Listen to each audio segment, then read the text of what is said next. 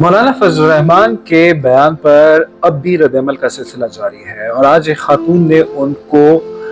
Paedophile कह दिया। इस तरह की दीगर इल्ज़ामात जो उन पे लग रहे हैं, कुछ लोग बहुत ही सख्त ज़बान इस्तेमाल करते हैं। मेरे ख़्याल में ये वक्त गुजर जाएगा, लेकिन इस तरह की चीज़ें जो है वो अनइंटेंशनली बहुत से मामलात को मुतनाज़ा कर देते हैं। सबसे पहले तो हमें ये क्लियर करना चाहिए, फैक्ट ये है कि हर फौज में जाने वाला सिपाही या अफसर शहीद होकर वापस नहीं आता, रिटायर्ड भी होते हैं और कुछ तो अच्छे जो है वो टर्म्स पे रिटायर हो जाते हैं, मरात लेके रिटायर हो जाते हैं और उनकी लाइफ इख्तियारात के साथ साथ एक डिसेंट इनकम के साथ जो है वो गुजरती है। दीगर भी मुख्तलिफ फैसिलिटीज़ होती हैं। ये बुलेट का सामना करते हुए शहीद होने का ये जो रिस्क है और ये है कि शहीद हो जाना, ये मर्तबा आला है, लेकिन ये इनके पार्ट ऑफ जॉब है और ये जब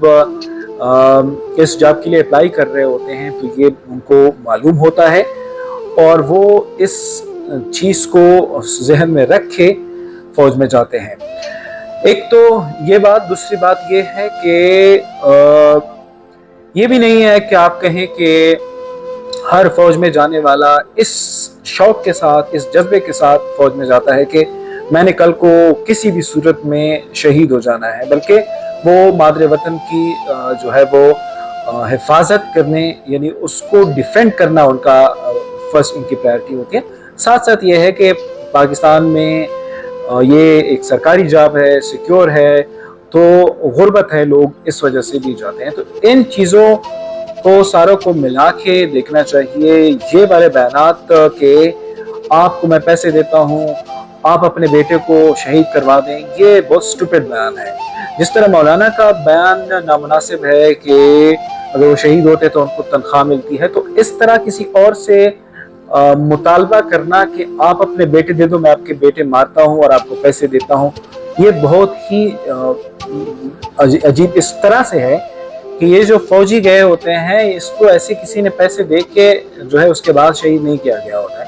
उन्होंने एक सर्विस के लिए एक अपने माइंड के तौर पर, माइंड के मुताबिक इसको बतौर करियर लेते हुए उन्होंने फैसला किया होता है। फिर इसके बदले जो है वो उनको सैलरी मिलती है, जो उनकी सर्विसेज होती हैं। जहाँ कहीं भी आप कोई सर्विस करते हैं तो आपको सैलरी मिलती है। शहादत उनके जॉब का एक हिस्सा है, अल्टीमेट जॉब नहीं है। और साथ में ये है कि अगर कोई शहीद होता है तो वो खुशी की बात होती है, लेकिन हमारे मुल्क में ये चीज़ लेके कि अगर तो चूंकि वो शहीद हो गए हैं तो अब जो है वो हम उनके जो वालिदैन हैं या उनके लवाहिकीन हैं, अहले खाना हैं, उनके जज्बात को भी उभारें।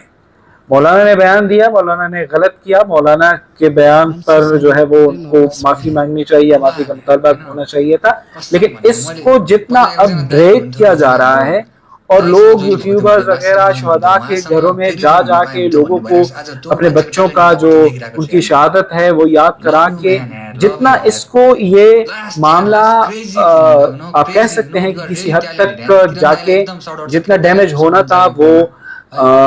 उससे उस हद तक जो है वो उसकी शिद्दत कम की जा सकती थी, लेकिन अब उसको और एक्सप्लॉइट किया जाता है जस्ट कि उन्होंने एक गलत किया तो अब उस गलती को बराबर करने के लिए शुहदा के वालिदैन को और दीगर लोगों को इस तरह से जो है वो डायरेक्टिव फंक्शन, जिसको हम लॉजिक में कहते हैं, वो कहीं ना कहीं लोग करते हुए दिखाई दे रहे हैं।